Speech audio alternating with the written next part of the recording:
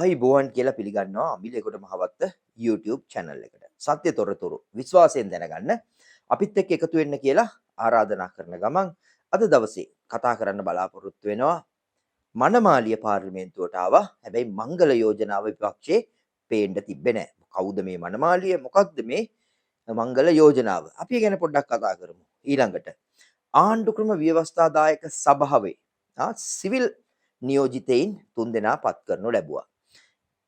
මොකක්ද මේ ආණ්ඩුක්‍රම ව්‍යවස්ථාදායක සභාව? කොහොමද මේ රටේ රාජ්‍ය පාලනීය රාජ්‍ය යාන්ත්‍රණය තුල ආණ්ඩුක්‍රම ව්‍යවස්ථාදායක සභාව වැදගත් වෙන්නේ? ඔය කියන කතන්දර ගැන පොඩි අවබෝධයක් ගන්න, දැනුමට යමක් ගන්න ගමන් පොඩි සාකච්ඡාවක් කරමු කියලා හිතුවා. මේක ඒකට හොඳ වෙලාවක් කියලා මේ පත්වීම් සිද්ධ වෙච්ච එකත් එක්ක.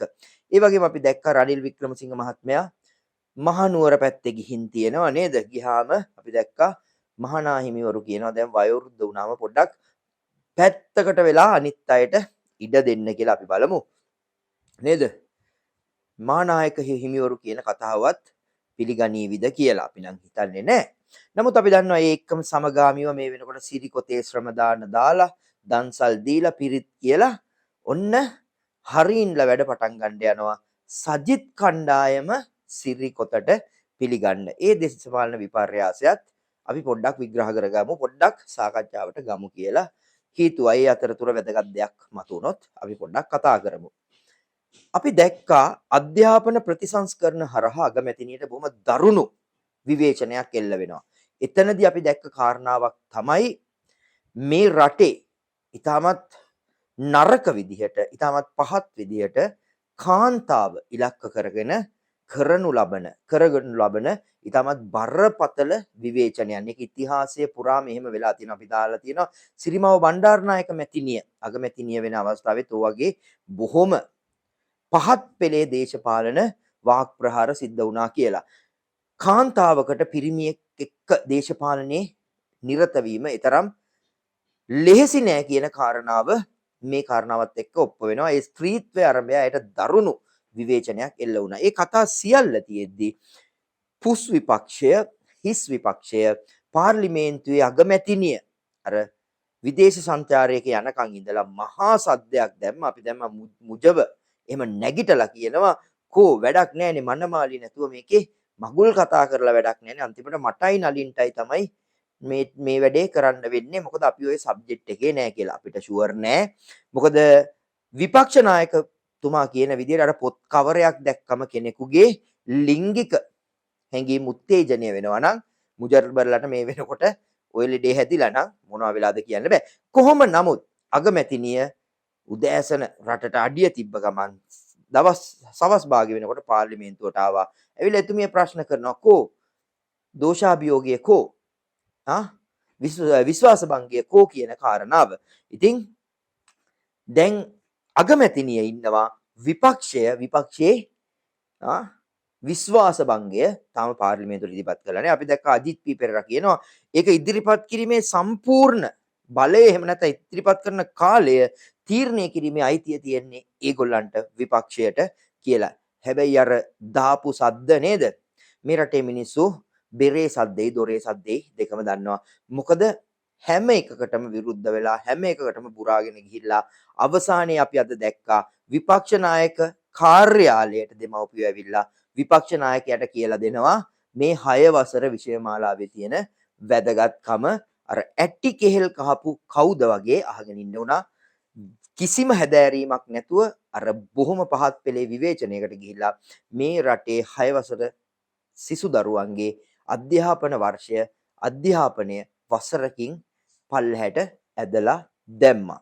ඉතින් ඒ කතාව එහෙම තියෙද්දි අපි දකිනවා ආණ්ඩුක්‍රම ව්‍යවස්ථාදායක සභාව ගැන යම් කතා ඇහෙන්න ලැබෙනවා. මොකද්ද මේ ආණ්ඩුක්‍රම ව්‍යවස්ථාදායක සභාව කියන්නේ? 17 වෙනි සංශෝධනයෙන් තමයි මේක මුලින්ම ගෙනාවේ. ඊට පස්සේ ඒක 21න් අවෝෂි වෙලා දැන් වර්තමානයේ තියෙන්නේ ආණ්ඩුක්‍රම ව්‍යවස්ථාවට සිදු කරන ලද 21 වන සංශෝධනයෙන් ස්ථාපිත කරන ලද ව්‍යවස්ථාදායක සභාව. ඒ ව්‍යවස්ථාදායක සභාවේ ඉන්නවා සමාජිකයෝ 10 දෙනෙක්. සාමාන්‍යයෙන් අග්‍රාමාත්‍යවරිය නිල බලයෙන්, කතානායකවරයා නිල බලයෙන්, පාර්ලිමේන්තුවේ විපක්ෂ නායකවරයා නිල බලයෙන් ඒකටපත් වෙනවා.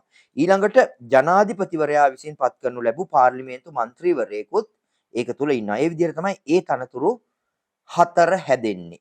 ඊට පස්සේ ජනාධිපතිවරයා විසින් පත් කරනු ලැබූ 5 දෙනෙක් ඉන්නවා. ඒ පත් කිරීම 5 දෙනා සිද්ධ වෙන්නේ ආකාර 3ක් යටතේ.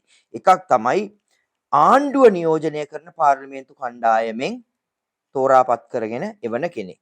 ඊළඟට විරුද්ධ පක්ෂයේ නායකවරයා අයත් දේශපාලන පක්ෂයෙන් හෝ ස්වාධීන කණ්ඩායමකින් තෝරලා එවන කෙනෙක්. තුන්වෙනියා අග්‍රාමාත්‍යවරයා සහ අග්‍රාමාත්‍යවරිය දැනට ඉන්නේ විපක්ෂ නායකවරයා විසින් සාකච්ඡා කරලා එකඟ වෙලා ඉදිරිපත් කරන කෙනෙක් විදිහට ওই විදිහට 9 දෙනෙක් හැදෙනවා. ඊළඟට 10 වෙනියා හැදෙන්නේ මේ විපක්ෂයේ සහ ආණ්ඩු පක්ෂයේ සියලුම පක්ෂ හැරුණුකොට පාර්ලිමේන්තුවේ තියෙන අනිකුත් පක්ෂ වලින් නියෝජිතයෙක් විදිහට තමයි මේ 10 දෙනා හැදෙන්නේ. එතකොට මේ ආණ්ඩු ක්‍රම ව්‍යවස්ථාදායක සභාවේ වැදගත්කම වෙන්නේ මේකේ කාර්යභාරය ගත්තම මේ රටේ තියෙන වැදගත්ම දූර ඒ වගේම මේ රටේ තියෙන වැදගත්ම කොමිෂන් සභා ගණනාවක සමාජිකයින් පත් කිරීමේ බලය තියෙන්නේ මේ ව්‍යවස්ථාදායක සභාවට. උදාහරණයක් ගත්තම මැතිවරණ කොමිෂන් සභාව, රාජ්‍ය සේවා කොමිෂන් සභාව, පොලිස් කොමිසම, ඊළඟට විගණන සේවා කොමිසම, අල්ලාසෝ දූෂණ විමර්ශන චෝදනා විමර්ශන කොමිෂන් සභාව, මුදල් කොමිෂන් සභාව, ඔය විදිහට ගත්තම රටේ වැදගත්ම කොමිෂන් සභාවල ඉහළම තනතුරු සඳහා නිලධාරීන් පත් කිරීමේ බලය යම් ආකාරයකට කියන්නේ ව්‍යවස්ථාදායක සභාව අනුමත කිරීමෙන් පස්සේ තමයි ජනාධිපතිවරයා යෝජනා කරලා ව්‍යවස්ථාදායක සභාව අනුමත කළොත් විතරයි ඔය පත් කිරීම සිද්ධ කරන්න පුළුවන් ජනාධිපතිවරයාට. ඊළඟට මේ රටේ තනතුරු වශයෙන් ගත්තම මේ රටේ නීතිපතිවරයා මේ වෙනකොට බොහොම කතා බහට ලක් වෙලා තියෙන දෙයක්. මේ රටේ අග්‍ර විනිශ්චයකාරවරයා, ශ්‍රේෂ්ඨාධිකරණ විනිශ්චයකාරවරුන්, අභියාචනාධිකරණයේ ප්‍රධාන විනිශ්චයකාරවරයා ඇතුළු අභියාචනාධිකරණයේ විනිශ්චයකාරවරුන්, ඊළඟට අධිකරණ සේවා කොමිෂන් සභාවේ සභාපතිවරයා හැර අනෙකුත් සමාජිකයෝ, ඊළඟ විගණකාධිපති, පොලිස්පතිවරයා ඔය විදිහට මේ රටේ වැදගත්ම මර්මස්ථාන පාලනය කරන ප්‍රධානීන් පත් කිරීමේ බලය මේ ව්‍යවස්ථාදායක සභාවට තියෙනවා. ඒතකොට ව්‍යවස්ථාදායක සභාවේ මේ දක්වා හිටපු ප්‍රතාප් රාමානුජන් මහත්මයා, ඊළඟට දිර්දුක්ෂ අනුලා, දිනේෂා සමරරත්න කියන අය ඒ අයගේ නිල කාලය අවසන් වීමත් සමග ධූරය කටයුතු කිරීම අවසන් වෙලා තියෙනවා. ඊට පස්සේ අභිනවයෙන් මේ වෙනකොට පත් වෙලා තියෙනවා මහාචාර්ය වසන්තා සෙනවිරත්න. මම පෞද්ගලිකව විවෘත විශ්වවිද්‍යාලය ඉගෙන ගන්නකොට මගේ ලෙක්චර් කෙනෙක් humanitarian international humanitarian law තමයි මම එකකින් ඉගෙන ගත්තේ. මානව අයිතිවාසිකම් මානව හිමිකම් පිළිබඳ ඉතාමත් හොඳ ක්‍රියාකාරී චරිතයක් එතුමිය. එතනින් ගියාම ඔස්ටින් ප්‍රනාන්දු මහතා සහ රංජිත් ආර්යරත්න කියන අය තමයි පත් වෙලා තියෙන්නේ. ඔය අපි ව්‍යවස්ථාදායක සභාව ගැන පොඩි අවබෝධයක් ගත්තේ. මේක ඇයි වැදගත් වෙන්නේ? රටේ පොලිස්පතිවරයා, විගණකාධිපතිවරයා, නීතිපතිවරයා, අල්ලස් කොමිසමේ අධ්‍යක්ෂ ජනරාල්වල ඇතුළු ওই සියලුම දේවල් පත් කිරීම කරන්න මේ ව්‍යවස්ථාදායක සභාවේ අනුමැතිය අවශ්‍යයි. දැන් අපි දැක්ක පහුගිය දවස්වල බොහොම බරපතල චෝදනාවක් කරනවා දයාසිරි ජයසේකර මේ ආණ්ඩුක්‍රම ව්‍යවස්ථාදායක සභාවේ අර ආණ්ඩුවත් විපක්ෂයත් නියෝජනය නොකරන සුළු පක්ෂ වලින් ආපු ද්‍රවිඩ මන්ත්‍රීවරයෙක්ට ඒ තමයි ශිවඥානම් ශ්‍රීධරන් කියන මන්ත්‍රීවරයාට චෝදනාවක් කරා.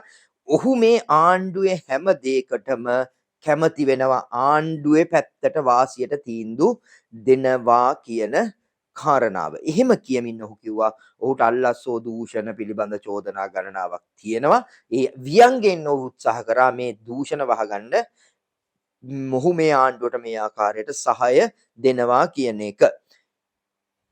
ඒ වගේම දයාසිරි වරද්දගත් තැන තමයි ඔහු කියනවා ඒ මන්ත්‍රීවරයා ආණ්ඩුවට සහාය නොවිය යුතුයි. ඇත්ත, ආණ්ඩුවට සහාය නොවිය යුතුයි. හැබැයි එහෙමයි කියලා දයාසිරිලගේ දේශපාලනය වගේ නැත්නම් විපක්ෂයේ දේශපාලනය වගේ සෑම සියලු සුබදායි හොඳ දේවල් සියල්ල ප්‍රතික්ෂේප කරන්න නෙමෙයි එතනට යන්නේ. අපි මතක තියාගන්න ඕනේ හැමෝම පාර්ලිමේන්තුවේ ඉන්න 224ක් 225ක් වෙච්ච අය මහ පොළොවේ විවිධ පක්ෂපාත වලින් දේශපාලනය කරාට පාර්ලිමේන්තුව තුලට ගියයින් පස්සේ ජනතා නියෝජිතයෙක්. ඔහුට තියෙන ජනතාව වෙනුවෙන් වගකීම.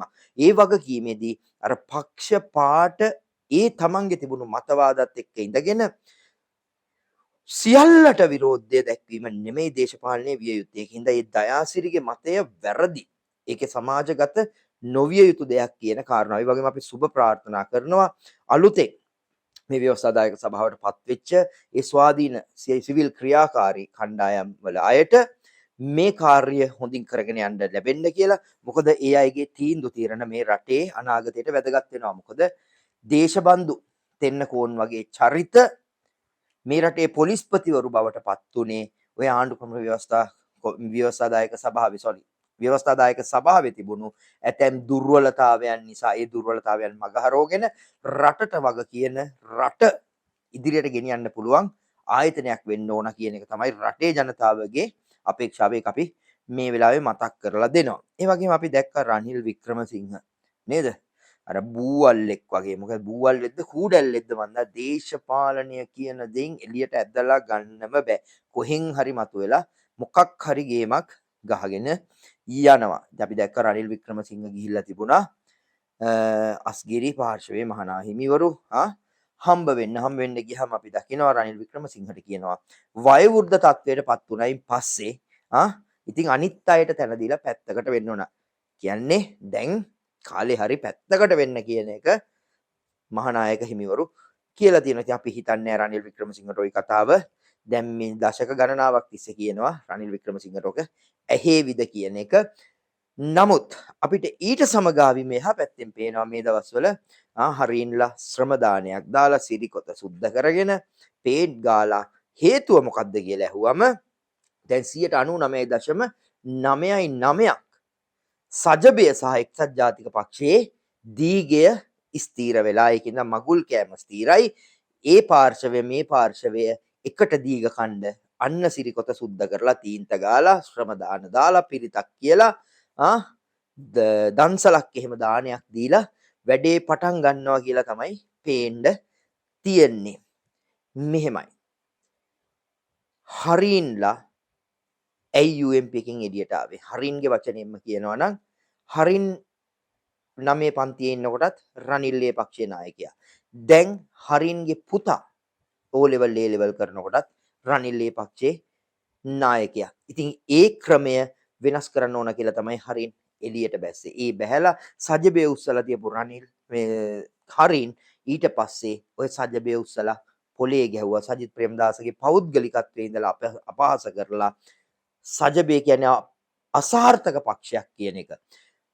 එක්සත් ජාතික පක්ෂය අසාර්ථකයි, හොරුන් විසින් ග්‍රහණයට ගත්ත පක්ෂයක් කියලා එළියට ආපු හරින් සජබය උස්සලා තියලා ඒ සජබයත් ප්‍රතික්ෂේප කරලා දැන් හරින් කියනවා මේ දෙක එකතු කරලා රට හදන්න හදනවා කියන එක.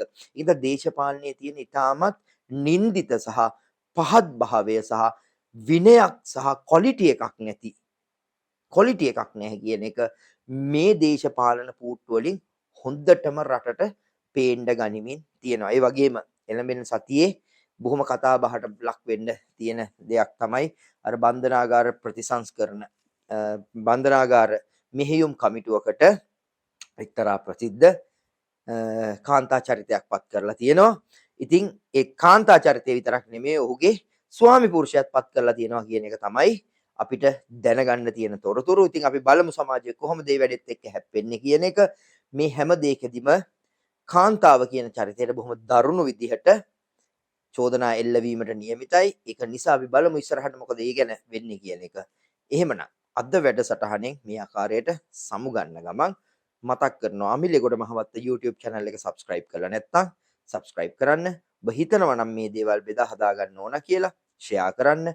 ඒ වගේම ඔබේ අදහස් චෝදනා ඕනම එකක් අපි බොහොම නිහතමානීව බාර ගන්නවා.